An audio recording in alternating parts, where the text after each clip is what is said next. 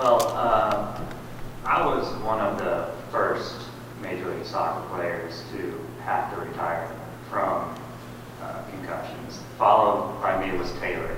But from the beginning, first of all, listening to them speak, it just brings back, it's been a long time for me. It seems like, I don't even know how long it's been, but it seems like a long time. Like that memory, you can't, it's like, what did that really happen? But I've loved soccer from the very beginning of my life, and I was driven. These guys are driven, you can hear it, and they're going to continue to succeed because they have that. And the thing is when you're driven and you have that, you want to succeed, and you finally do succeed, the higher level that you get to, if, I'm trying to go a different angle than them, if you sit out of a game, then that gives somebody else an opportunity to take your position. That's at the highest level, and at the youth level, it's just, you want to be on the field. Now, coming when playing a game of any sport, you're going to have injuries, and I can remember some harsh injuries I had. Not from my ankle. I got traded from the Colorado Rapids to New York, and right before the trade, I got hammered in the ankle and could barely walk. But in my head, I had to go to New York and step on the field. So what I did, I went to the doctor and I did all I could to say, hey, what can you do to help me get on the field? And, cortisone shot. So you get a cortisone shot, and hopefully that helped. And who knows what damage I was doing to my ankle at that time. But not more than a year later, we went down to a game in Tampa, and I went up for a header. The ball was coming in from a goal kick, and I was going backwards, and it went right over my head, and Richie Kachow came from behind and hit me with his shoulder. Didn't mean to. It was coming in, part of the game. Out of it. On the ground, and straight, the next thing I remember, I was in the ambulance, strapped down, freaking out, didn't know where I was. Remember opening my eyes, yelling at them, saying, let me out of here. I don't know what's going on. Went out of it again. I don't know if they gave me a shot or something to make me stop. But next thing I remember, going into my hotel, don't know how I got to the hotel. Nobody from my team was with me.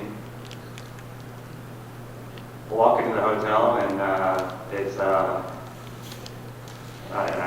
see my team there, and coming in with just a fractured cheekbone, can't feel the side of my face, and I remember somebody said, so when can you play again? I don't know. I don't know.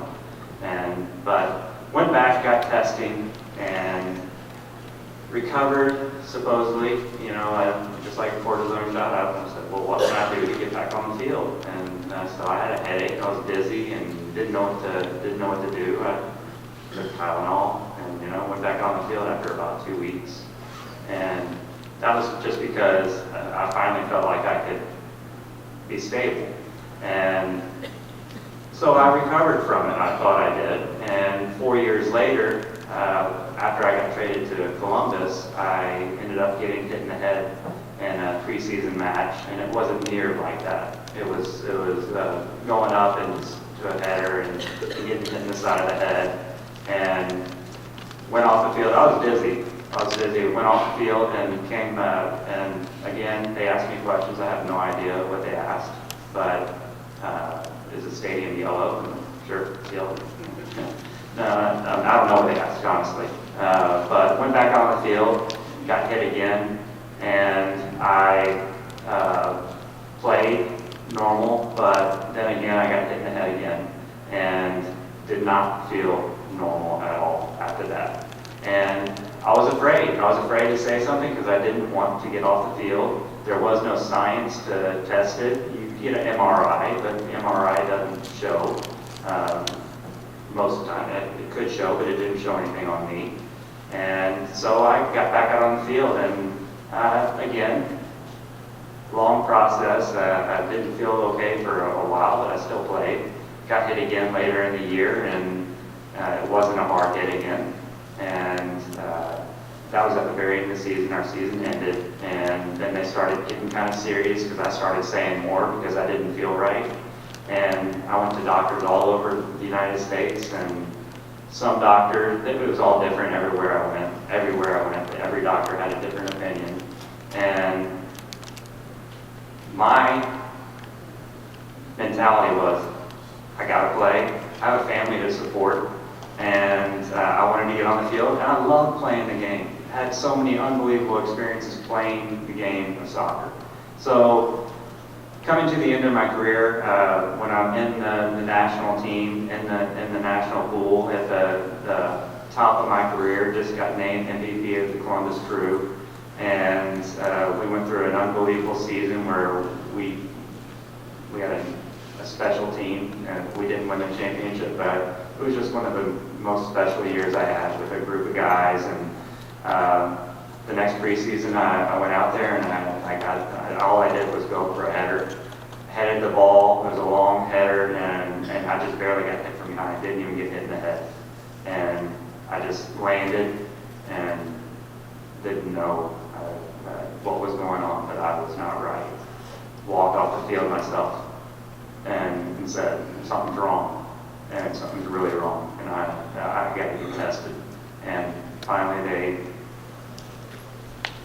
I got sent to a lot of doctors, and none of them, some of them said you got a serious issue because they would do testing on me, and my testing for memory is bad, very bad. But had to finish.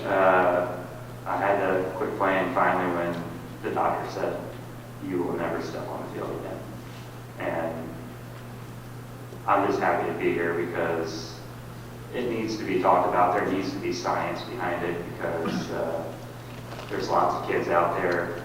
It's all about awareness to me, and that's what I want to do is make youth coaches aware of the issue and how serious it is, because 9 years later, I'm still taking medicine. I still have double vision in my left eye. Still can't remember things. And it's not a life you